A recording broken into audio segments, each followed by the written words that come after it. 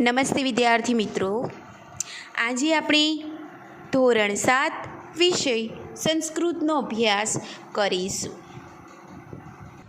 ધોરણ 7 વિષય સંસ્કૃતની અંદર ગયા વિડીયોની અંદર આપણે ચિત્રપદાની જોઈ હતી, જેમાં આપણે સંસ્કૃત શબ્દોના સામે ગુજરાતી અર્થ લખ્યા હતા. બરાબર. ચિત્રપદાનીની અંદર ચિત્રો આપેલ છે એટલે આપણને ખ્યાલ આવી જાય છે. તો મેં તમને હોમવર્કમાં ચિત્રપદાની 1, 2 અને 3 એવું કરાવ્યા હતા અને હોમવર્કની અંદર તમને કહ્યું હતું કે બધા જ શબ્દોના ગુજરાતી અર્થ તમારે તૈયાર કરવાના છે. બરાબર. અને નોટબુકમાં લખવાનું પણ કહ્યું હતું. તો લખાઈ ગયું દરેકને અને તૈયાર થઈ ગયું? સરસ. તો હવે આજે આપણે આગળ અભ્યાસ કરીશું. તો વિદ્યાર્થી મિત્રો, પાઠ્યપુસ્તકનું પાના નંબર 5 કાઢો. એમાં છે બીજું પ્રકરણ મેઘો વર્ષતી, જેના વિશે આજે આપણે સમજૂતી મેળવીશું. મેઘો એટલે કે વાદળ, વર્ષતી એટલે કે વર્ષે છે. બરાબર. વાદળ વર્ષે છે. બરાબર. ચોમાસાની સિઝન હોય ત્યારે શું થાય છે? વરસાદ આવે છે. તો એમાં શું થાય છે? વાદળ વર્ષે છે. તો એના વિશે આપણે આજ ભણવાનું છે. બરાબર. મનુષ્ય કેવો છે? પ્રકૃતિ પ્રેમી છે. એને શું ગમે છે? પ્રકૃતિનો આનંદ લેવાનું ગમતું હોય છે. બાળકોને પણ પ્રકૃતિના તત્વો ખૂબ જ ગમતા હોય છે. ગમે છે ને? વરસાદ આવે એટલે તરત જ નાહવા લાગે છે. બરાબર. તો બાળકને નાનપણથી જ પ્રકૃતિ પ્રેમી બનાવવામાં આ ગીત ખૂબ જ મદદરૂપ થઈ શકે તેમ છે. બરાબર. બાળક નાનપણથી જ એને ગમવા લાગે પ્રકૃતિ, એ માટે આ ગીત, આ શું છે? મેઘો વર્ષથી એક પ્રકારનું ગીત છે. બાળકો શરૂઆતથી જ પર્યાવરણના જતન પરત્વે જાગૃત બને એ આવશ્યક છે. પર્યાવરણના જે તત્વો છે, બરાબર, એ આપણી એક જાતની સંપત્તિ છે. એને જાળવવી, એનું રક્ષણ કરવું એ પણ આપણી એક ફરજ છે. તો બાળક નાનપણથી જ આ વાતને વધારે વિસ્તારપૂર્વક સમજે એટલા માટે આ ગીત અહીં આપવામાં આવેલ છે. અને એ લોકો વધારેમાં વધારે તમે પ્રકૃતિને સમજો એ પણ ખૂબ જ આવશ્યક છે. પ્રસ્તુત આ જે ગીત છે એની અંદર શ્રી મહાબલેશ્વર ભટ્ટ વરસાદ આવતા ખેડૂતોને થતા આનંદ, તેમના કાર્યને સરળ અને સુંદર શબ્દોમાં રજૂ કરે છે. બરાબર. આ ગીત જે છે એની અંદર એવું કહેવામાં આવ્યું છે કે જ્યારે વરસાદ આવે ત્યારે સૌથી વધારે ખુશ કોણ થાય? ખેડૂત. બરાબર.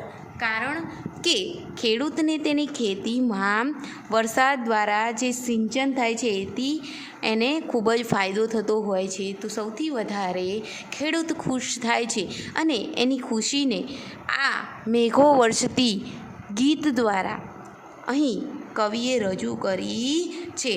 તો એ કવિ કોણ છે? મહાબલેશ્વર ભટ્ટ. અહીં આપવામાં આવેલું છે એમનું નામ છેલ્લે. બરાબર.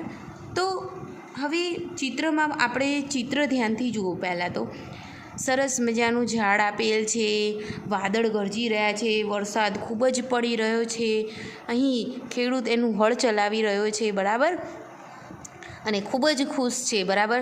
તો એ ચિત્ર દ્વારા જ આપણે સમજી શકીએ છીએ કે વરસાદ એ ખેડૂત માટે આશીર્વાદરૂપ બની જાય છે. બરાબર. તો એ ખેડૂત કેટલો ખુશ થાય છે અને વરસાદના આનંદને કઈ રીતે વ્યક્ત કરે છે એ આપણે કાવ્યની અંદર જોઈશું. સૌપ્રથમ આપણે એનું વાંચન કરીશું. મેઘો વર્ષતી પ્રવહતી નીરમ તુષ્યતિ કૃષિકઃ ગચ્છતિ કોષ્ઠમ નયતિ ચ વૃષભ હલમપી વહતી કર્ષતિ ક્ષેત્ર વપતિ ચ બીજમ રોહતી શસ્ય ફલતી પ્રકામમ ભવતી સમૃદ્ધિ મનોકુલ વૃત્તિ. બરાબર. હવે આપણે એની સમજૂતી મેળવીશું. વિદ્યાર્થી મિત્રો, જે કંઈ પણ શબ્દનો ગુજરાતી અર્થ હું કહું એ તમારે પહેલાં તો નોટબુકમાં ઉપર ટાઇટલ મારી દેવાનું છે, ત્યારબાદ એ શબ્દોના અર્થ તમારે લખતા જવાનું છે અને ફકરાનો અનુવાદ પણ લખતા જવાનું છે. ચલો, મેઘો એટલે કે વાદળ, વર્ષતી એટલે વર્ષે છે, એ કાવ્યનો ગુજરાતી અર્થ છે. હવે આપણે શરૂઆત કરીએ. મેઘો એટલે વાદળ, વર્ષતી એટલે કે વર્ષે છે, પ્રવહતીનો અર્થ થાય છે વહે છે, નિરમ એટલે કે પાણી, તુષ્યતિ એટલે કે સંતુષ્ટ થાય છે, કૃષિકઃ એટલે કે ખેડૂત, ગચ્છતિ એટલે કે જાય છે, ગોષ્ઠમ એટલે પશુઓના વાડામાં. ફરી એક વખત જોઈએ. મેઘો એટલે કે વાદળ, વર્ષતી એટલે કે વર્ષે છે, પ્રવહતી એટલે કે વહે છે, નિરમ એટલે કે પાણી, તુષ્યતિ એટલે કે સંતુષ્ટ થાય છે, કૃષિકઃ એટલે ખેડૂત, ગચ્છતિ એટલે કે જાય છે, ગોષ્ઠમ એટલે કે પશુઓના વાડામાં. જ્યારે વાદળ વરસે છે, પાણી વહે છે, ત્યારે ખેડૂત સંતુષ્ટ થઈ જાય છે અને પશુઓના વાડામાં જાય છે. બરાબર. હવે આપણે અનુવાદ લખીશું કે વાદળ વરસે છે, પાણી વહે છે, ખેડૂત સંતુષ્ટ થાય છે અને પશુઓના વાડામાં જાય છે. બરાબર. જ્યારે વિદ્યાર્થી મિત્રો વરસાદ પડે છે ત્યારે એકદમ વાતાવરણ ખુશનુમા બની જાય છે. બરાબર. બાળકો પાણીમાં રમવા લાગે છે, મોર નાચવા લાગે છે, ખેડૂત પણ એકદમ ખુશ થઈ જાય છે, ઝાડ પાંદડા આજુબાજુ લીલોતરી છવાઈ જાય છે. તો આ વરસાદ બધાને ખુશ કરી કાઢતો હોય છે. તો એ આ ગીતમાં મહાબલેશ્વર ભટ્ટ કહે છે કે સૌથી વધારે ખુશ થતા ખેડૂતો એકદમ સંતુષ્ટ પામે છે અને પોતાના પશુઓના વાડામાં જાય છે અને ખેતી કરવાની શરૂઆત કરી કાઢે છે. બરાબર. અનુવાદ લખાયો દરેકને કે ફરી એક વખત બોલવાની જરૂર છે? મેઘો વર્ષતી પ્રવહતી નિરમ, તુષ્યતિ કૃષિકઃ, ગચ્છતિ ગોષ્ઠમ. વાદળ વરસે છે, પાણી વહે છે, ખેડૂત સંતુષ્ટ થાય છે અને પશુઓના વાડામાં જાય છે. બરાબર. ચલો હવે આપણે આગળ જોઈએ. નયતિ ચ વૃષભ હલમપી. તો હલમ વત્તા અપી, અહીં હલમ વત્તા અપી જેને કહેવાય હળ. બરાબર. એટલે હલમપી એટલે હળ પણ, વહતી એટલે તમને ખબર છે લઈ જાય છે. બરાબર. વહતી, અહીંયા આપણે વહતીનો અર્થ શું થાય છે? પ્રવહતી એટલે વહે છે અને વહતી એટલે કે લઈ જાય છે.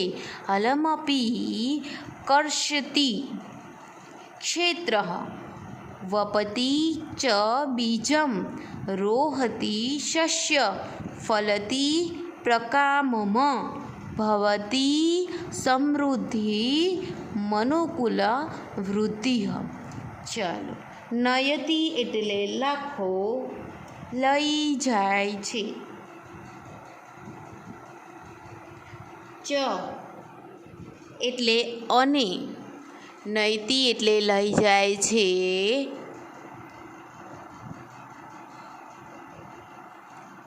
ચ એટલે અને, વૃષભ એટલે કે બળદને. નયતી એટલે લઈ જાય છે, ચ એટલે કે અને, વૃષભ એટલે કે બળદને. અહીં આપણને શબ્દાર્થમાં પણ આપેલું છે વૃષભ એટલે બળદ. હલમ અપી એનું પહેલાં સંધિ છૂટી પાડો. હલમ વત્તા અપી. ત્યારબાદ એનો અર્થ લખો હળને પણ. હલમ એટલે હળ, અપી એટલે પણ, એટલે હળને પણ. અહીંયા આ રીતે લખી શકો તમે. હલમ તમારે નોટમાં લખવાનું છે. હલમ વત્તા અપી, બરાબર. એટલે કે હલમપી, જેનો અર્થ થાય છે બળદને પણ, બરાબર. હલમ વત્તા અપી, બળદને પણ. વહતી એટલે લઈ જાય છે, લઈ જાય છે. ત્યારબાદ કર્ષતી, પહેલાં આપણે અર્થ આખા બધા જ શબ્દોના અર્થ જોઈ લઈશું, પછી અનુવાદ લખીશું અને પછી આખો અર્થ સમજીશું. કર્ષતી અહીંયા આપેલું છે ખેડે છે. કર્ષતી એટલે ખેડે છે. ક્ષેત્રમ એટલે કે ખેતર. ક્ષેત્રમ એટલે ખેતર. વપતિ, વપતિ એટલે વાવે છે. વપતિ એટલે વાવે છે. ચ એટલે અને બીજમ એટલે બીજ. બીજમ એટલે બીજ. રોહતી શસ્ય. રોહતી એટલે લખો.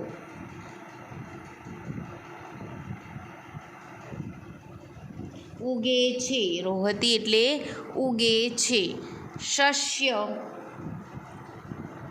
અનાજ અથવા તો ધાન્ય. સસ્ય એટલે અનાજ અથવા તો ધાન્ય. રોહિતી એટલે ઉગે છે. રોહિતી એટલે ઉગે છે. સસ્ય એટલે અનાજ અથવા ધાન્ય. નોટબુકમાં લખતા જજો હં. ફલતી એટલે ફળ ઉત્પન્ન થાય છે. ફલતી એટલે ફળ ઉત્પન્ન થાય છે.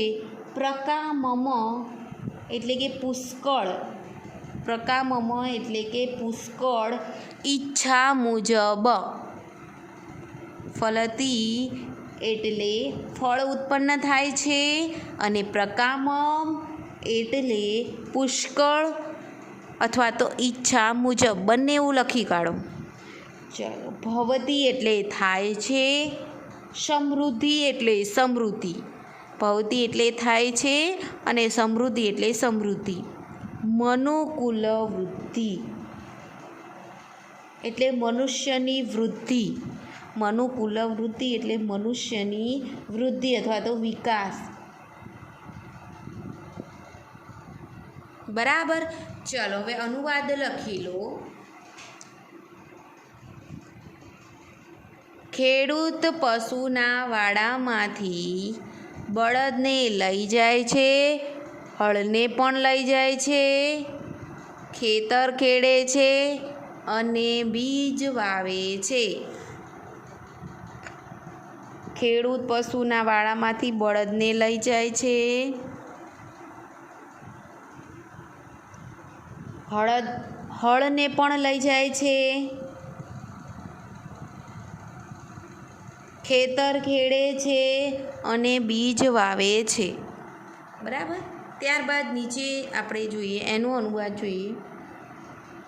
અનાજ ઉગે છે અને ઈચ્છા મુજબ ફળ ઉત્પન્ન થાય છે. મનુષ્યની વૃદ્ધિ અને સમૃદ્ધિ થાય છે. ફરી એક વખત. અનાજ ઉગે છે અને ઈચ્છા મુજબ ફળ ઉત્પન્ન થાય છે. મનુષ્યની વૃદ્ધિ અને સમૃદ્ધિ થાય છે. નયતી ચ વૃષભ, બળદને લઈ જાય છે. હલમપી વહતી, તો હળને પણ લઈ જાય છે. કર્ષતી ક્ષેત્ર એટલે ખેતર ખેડે છે.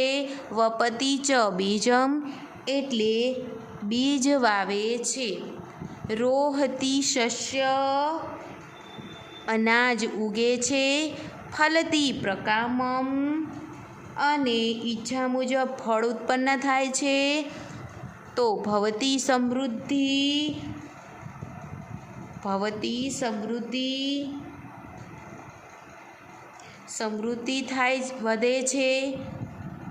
ભવતી સમૃદ્ધિ એટલે સમૃદ્ધિ વધે છે. મનુકુલ વૃદ્ધિ એટલે મનુષ્યની વૃદ્ધિ અને સમૃદ્ધિ થાય છે. ભવતી સમૃદ્ધિ મનુષ્યકુલ વૃદ્ધિ એટલે કે મનુષ્યની વૃદ્ધિ અને સમૃદ્ધિ પણ થાય છે અને મનુષ્યની વૃદ્ધિ પણ થાય છે. ખ્યાલ આવ્યો? ફરી એક વખત સમજીશું આપણે. બીજું પ્રકરણ મેઘો વર્ષતી એટલે કે વાદળ વરસે છે. મેઘો વર્ષતી વાદળ વરસે છે. પ્રવહતી નિરમ પાણી વહે છે. તુષ્યતી કૃષિક ખેડૂત સંતુષ્ટ થાય છે. ગચ્છતી ગોષ્ઠમ એટલે કે પશુઓના વાડામાં જાય છે. નયતી ચ વૃષભ બળદને લઈ જાય છે. હલમપી વહતી એટલે હળને પણ લઈ જાય છે. કર્ષતી ક્ષેત્રમ એટલે કે ખેતર ખેડે છે.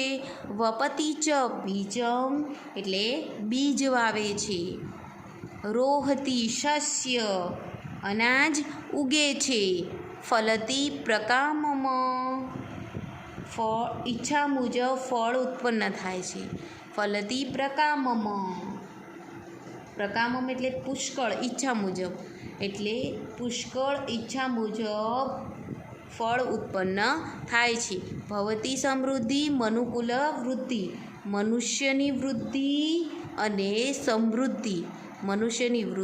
અને સમૃદ્ધિ થાય છે. બરાબર? ખ્યાલ આવ્યો? જ્યારે વરસાદ આવે છે ત્યારે શું થાય છે? પાણી વહે છે. ખેડૂત સંતુષ્ટ થાય છે. પોતાના વાડામાં જાય છે અને પશુઓના વાડામાં જાય છે. તેમજ શું કરે છે? બળદ લઈને આવે છે. હળ પણ લઈને આવે છે અને ખેતરને ખેડવા લાગે છે. બીજ વાવવા લાગે છે. અનાજ ઉગવા લાગે છે. ઈચ્છા મુજબ ફળ ઉત્પન્ન થાય છે. બરાબર? મનુષ્યની વૃદ્ધિ અને સમૃદ્ધિમાં વધારો થાય છે. બરાબર? તો વરસાદ આવવાથી ખેડૂત આટલા પ્રકારની પ્રવૃત્તિ કરે છે અને ખુશ થાય છે. બરાબર? ટિપ્પણીમાં આપેલા શબ્દો પણ તમારે નોટબુકમાં લખવાના છે. વર્ષતી તો વરસે છે. પ્રવહતી વહે છે. તુષ્યતી સંતુષ્ટ થાય છે. કૃષિક એટલે ખેડૂત. ગોષ્ઠમ એટલે પશુઓનો વાડો. વૃષભ એટલે બળદ. કર્ષતી એટલે ખેડે છે. ક્ષેત્રમ એટલે ખેતર. વપતી એટલે વાવે છે. રોહતી એટલે ઉગે છે. સસ્યમ એટલે ધાન્ય. પ્રકામમ એટલે પુષ્કળ. મેં તમને લખાવ્યું. બરાબર? પ્રકામમ એટલે પુષ્કળ અથવા તો ઈચ્છા મુજબ બે લખવાનું. તો અહીંયા આપણો આ ગીત રૂપી કાવ્ય પૂર્ણ થાય છે. તેના કવિ છે મહાબલેશ્વર ભટ્ટ. તો અનુવાદ અને શબ્દાર્થ જેને બાકી હોય એ પહેલાં લખીશું, પછી આપણે આગળ જોઈએ. પાઠ્યપુસ્તકનું પાના નંબર 6 કાઢો, જેમાં આપેલ છે વિશેષ. એ તમારે વાંચન પણ કરવાનું છે અને નોટબુકમાં પણ લખવાનું છે. મેઘો વર્ષતી, મેઘ વર્ષતી, હલમપી, હલમ વત્તા અપી. બરાબર?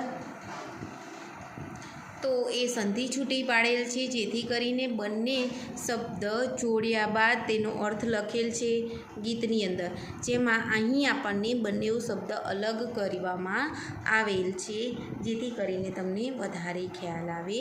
ત્યારબાદ આપણે જોઈશું સ્વાધ્યાય. સ્વાધ્યાયની અંદર પહેલો પ્રશ્ન આપેલ છે, નીચેના શબ્દોનું મોટેથી ઉચ્ચારણ કરો. પ્રવહતી, ગોષ્ઠમ, કર્ષતી, પ્રકામમ, સમૃદ્ધિ, મનુકુલ વૃત્તિ. હવે દરેક વિદ્યાર્થી મને એના અર્થ કહેશે. પ્રવહતીનો અર્થ શું લખાવ્યો મેં તમને? પ્રવહતી એટલે કે વહે છે. ગોષ્ઠમનો અર્થ શું લખાવ્યો? પશુઓના વાડામાં. કર્ષતીનો અર્થ શું લખાવ્યો છે? બોલો.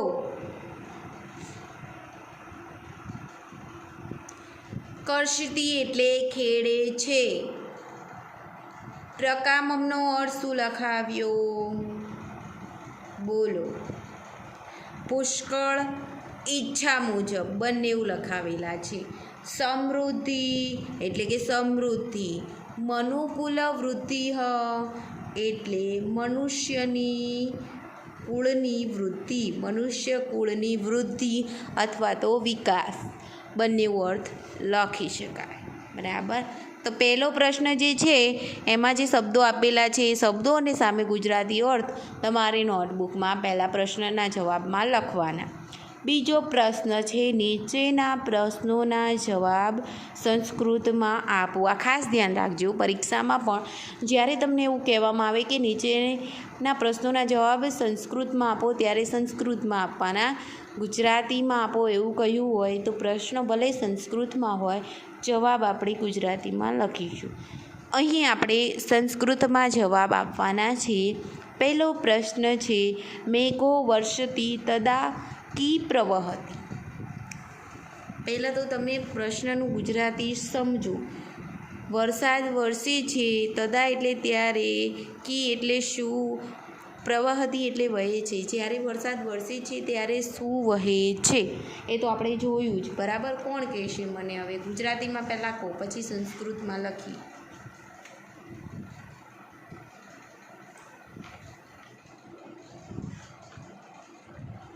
પાણી વહે છે. જ્યારે વરસાદ વહે છે, વરસાદ પડે છે ત્યારે પાણી વહે છે. તો પ્રશ્નની અંદર જ જવાબ આપણે બની જતો હોય છે. બરાબર. ખાલી એક શબ્દમાં જવાબ આપણે લખવાનો હોય છે. તો મેઘો વર્ષતી, આ એમનું એમ જ લખવાનું. મેઘો વર્ષતી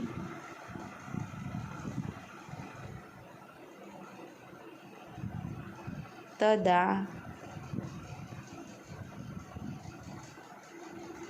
નિરમ પ્રવહતી. મેઘો વર્ષતી તદા નિરમ પ્રવહતી. જ્યારે વરસાદ પડે છે ત્યારે શું વહે છે? તો મેઘો વર્ષતી તદા નિરમ પ્રવહતી. જ્યારે વરસાદ પડે છે ત્યારે પાણી વહે છે. બીજો પ્રશ્ન, ક ગોષ્ઠ ગચ્છતી. બરાબર. ક એટલે કોણ, ગોષ્ઠ એટલે કે શું અર્થ લખાવ્યો છે? બોલો. એટલે પશુઓના વાડામાં. કોણ પશુઓના વાડામાં? ગચ્છતી એટલે જાય છે. બરાબર. કોણ પશુઓના વાડામાં જાય છે. બરાબર. તો જવાબ આપો મને ગુજરાતીમાં. પહેલાં તો કોણ પશુઓના વાડામાં જાય છે? કૃષિક, ખેડૂત. કોણ જાય છે? ખેડૂત. તો અહીં તમારે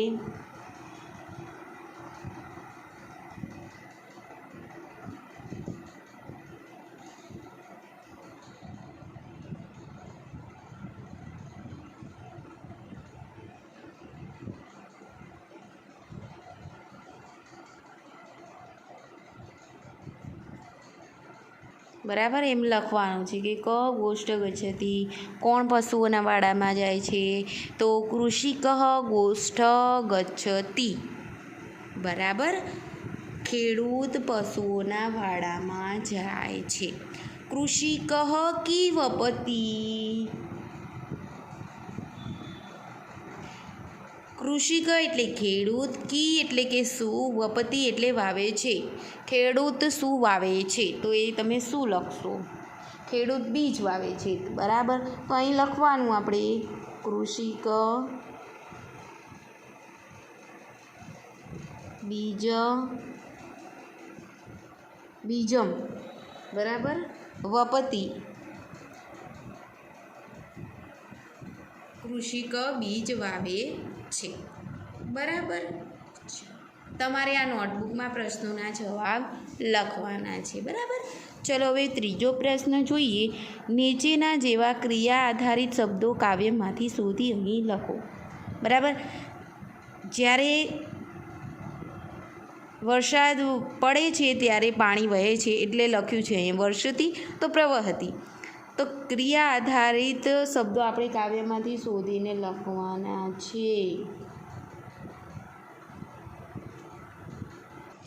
તો એ ક્રિયાઓ અહીં મેં કાવ્યમાંથી જે ક્રિયાઓ થતી આપણને કાવ્યમાં આપેલી છે એ જ શબ્દો શોધીને લખેલા છે, જે તમારે ખાલી જગ્યાઓમાં લખવાના છે. જેમાં મેં પહેલું લખ્યું છે તુષ્યતી, ગચ્છતી, નયતી, વહતી, કર્ષતી, વપતી, ભવતી અને રોહતી. આ બધા શબ્દો કાવ્યમાંથી જ મેં લીધેલ છે. કાવ્યમાં આપણે જોયા ત્યારે જ, બરાબર. તો એ તમારે લખવાના છે. ચોથો પ્રશ્ન, નીચેની પંક્તિ પૂર્ણ કરો. કાવ્યમાંથી જ છે, બરાબર. મેઘો વર્ષતી, ખાલી જગ્યા ગચ્છતી ગોષ્ઠમ. તો મેઘો વર્ષતી, પ્રવહતી નીરમ, તુષ્યતી કૃષિકઃ, ગચ્છતી ગોષ્ઠમ. એટલે સુધી લખવાનું છે.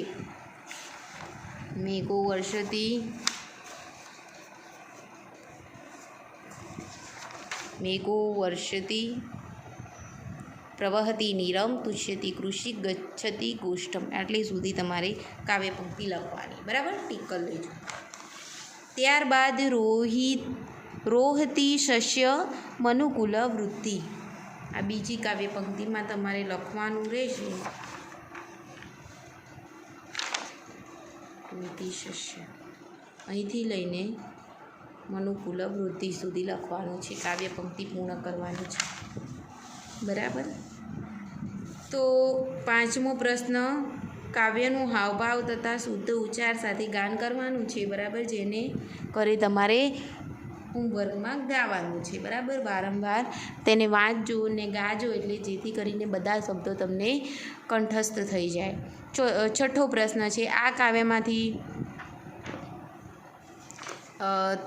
તમારા શિક્ષક દ્વારા બોલવામાં આવતા 4 વાક્યોનું શ્રુત લેખન, એટલે સારા અક્ષરોએ લેખન કરવાનું છે,